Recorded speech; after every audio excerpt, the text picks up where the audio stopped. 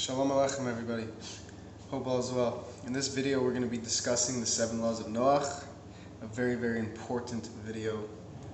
We've spoken about this in the past, but it's definitely a new video talking about this is definitely needed to go into even more details. And it's important that we mention that before even beginning this video, that the Lubavitcher Rebbe gave out an important directive to his chassidim, to his students. The Lubavitcher Rebbe told us that there's two main things we have to focus on to speed up the process of the coming of Moshiach, to accelerate the redemption process. One of the directives is to speak about the coming of Moshiach. Moshiach's imminent, that Moshiach is required to come. Hashem promises us that Moshiach is going to come and redeem us, that we're going to experience the days of Moshiach. It's a promise. That's the first directive, that we learn about the coming of Moshiach. And by learning about the coming of Moshiach, we bring the Moshiach closer, and that sets the stage for the coming of Moshiach. Because part of bringing that process into the world is being excited about it and talking about it and getting the world ready for it, preparing the world through talking about Moshiach. That's the first directive. The second directive to bring the coming of Moshiach is to spread the 7 laws of Noach throughout the entire world. The 7 laws of Noah for all of humanity. As you know, what's very interesting about the Torah with Judaism is that Judaism does not require people to convert to Judaism. If you're born a Jew, you have a mission to be a Jewish person, to follow all the details of what that requires of you. And if you're a Gentile, you have a purpose in connecting to Hashem by being a righteous Gentile, and that is your mission to the world. Now, of course, there's also the idea of conversion to Judaism, and that's a strong aspect of Judaism. And there's been many extremely holy converts throughout the generations, and there's many now people who are converting to Judaism. But that doesn't mean that all Gentiles are required to convert to Judaism. Many Gentiles are connecting to Hashem and fulfilling their utmost purpose by being righteous Gentiles. It is certain people that it's their mission to convert. But this video is focusing on the 7 laws of Noach, for how a righteous Gentile can connect to Hashem through his mission. So I think in this video the best way to do it is we're going to go through all 7 of the laws quickly. We're going to explain some of the details of them, but the main purpose of this video is not to explain all the details of the 7 laws of Noach, because for that we're going to put in the link, in the description below, a link where people could study that more intensively, because of course there's so much literature, so much content on this online, that the main purpose of this video is actually to get people excited to touch upon the whole outlook in general of serving Hashem, for a Gentile to serve Hashem with the 7 laws of Noach. Of course, this is, if you're Jewish, this is also very relevant to you, because us as Jewish people, it is our mission to spread the 7 laws of Noach to the world, and we can serve as guidance to them and mentors for them to help them follow in the ways of Hashem. So this video is relevant to everyone. So, and I think that we're going to focus this video more on the general principle of serving Hashem through the 7 laws of Noach, because then once that's the most important part, that a person desires to serve Hashem and do the right thing. And once a person desires to do the right thing, then they could look up all the details, and they have an open mind, and they're more willing to learn the details. So the most important thing is a person is dedicated, has the desire to connect to Hashem. Then everything else follows. So the first of the 7 laws is do not profane Hashem's oneness. This actually is probably the one we'll spend the most details on, because for the simple reason that, it's not a simple reason, but this is the purpose of man, to connect to Hashem's oneness and not to go against Hashem's oneness, not to desecrate Hashem's oneness, God forbid. So what does this mean? So there's a beautiful saying that, and this relates to the first of the 7 laws of Noach, is it's not just that there's one God. When we say Hashem is one, we're not just saying that there's one God, and Hashem's the one God. We're saying, really what we're saying is there's nothing else but Hashem. It's not just that Hashem is, it's not just that Hashem is the only God, which is true, but even deeper, there's nothing else besides Hashem.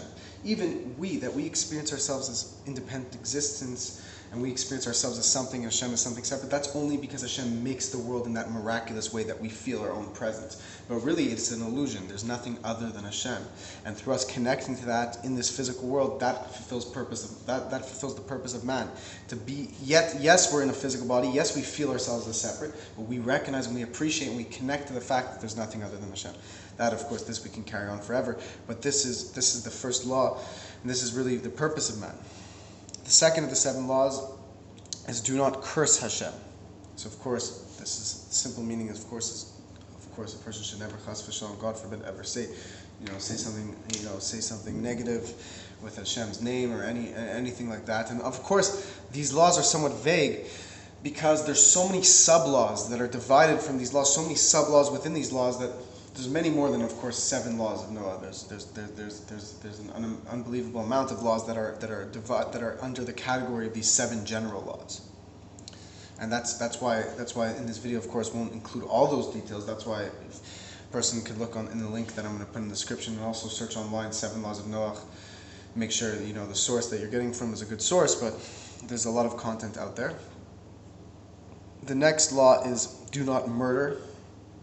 Of course, so that's a category in its own right, and of course I'm sure there's many sub-laws that come from do not murder, many other acts that a person can perform that may not be direct murder, but it falls under the category of do not murder. And I'm sure there's many details within that law. The next law is do not eat a limb of an animal. This I've actually made a video on. That do not eat a limb of a living animal. Cannot eat an animal while it's still alive. And then, of course, from this law we derive a person's not allowed to harm an animal, cause pain to an animal. That is another one of the laws. Of course, we're allowed to eat animals, but a person's not allowed to cause unnecessary pain to an animal. The next law is do not steal, which of course I'm sure has many subcategories under it. The next law is do not engage in forbidden relations. Of course, these are all explained in the link that will be in the description. And the 7th law is establish courts of law and ensure justice. And of course, this is a very vague law as well, because of course it's clear that Hashem is trying to convey so many laws within this one general law rule. Establish courts of law and ensure justice. This means Hashem wants us to enforce these laws in a way, He wants us to enforce and educate people on these laws, that of course in the coming Moshiach, so the whole world will be connected to Hashem. The whole world will follow the 7 laws of Noah.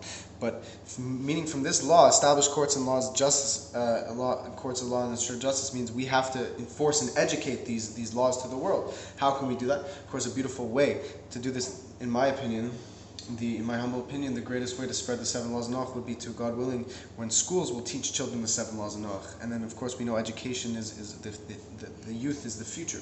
So if we have a whole generation of youth learning about the 7 laws of Noah in the educational system, so that imagine how strong the generation will be, because the youth is the determining factor of the upcoming generation. So if the youth are involved with the 7 laws of Noah, how optimistic we must be. We'll be extremely optimistic for the future. So this is very interesting. It's important now that a person will take, in his own time, will look at the details of all these laws and what they mean. But a person has to have the general recognition that we have an opportunity to connect to the Creator. And this also means establish courts of law and ensure justice, means a person who's learning about these 7 laws of Noah should please be confident and comfortable and should desire to share this with his fellow righteous Gentiles, so that they can also be able to serve the Creator in the best way, in the most proper way. So please, if you're watching this and you're a righteous Gentile, please, if you can, share this video with others and talk to them about how they can connect to Hashem and have a relationship with Hashem. And like we said in the beginning, when we say do not profane Hashem's oneness and do not curse Hashem, so a person could also appreciate the fact that if they're known as a righteous Gentile, of course, the 7 laws of Noah also apply to Jewish people, by the way, 100%. And so it's also another reason why this is relevant to everyone.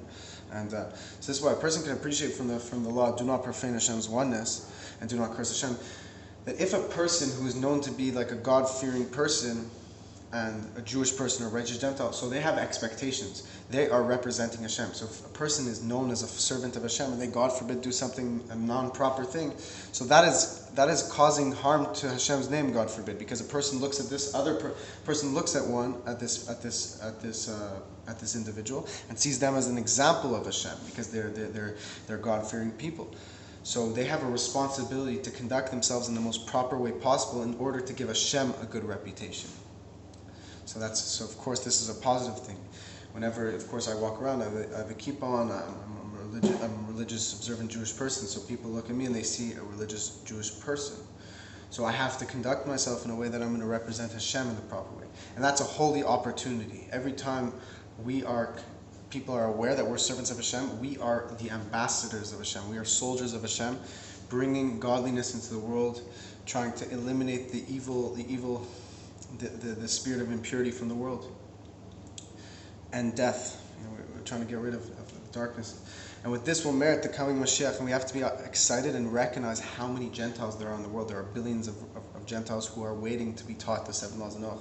And with that, all the Gentiles will turn to the God of Israel and be involved in the redemption process, and will accelerate this coming Moshiach.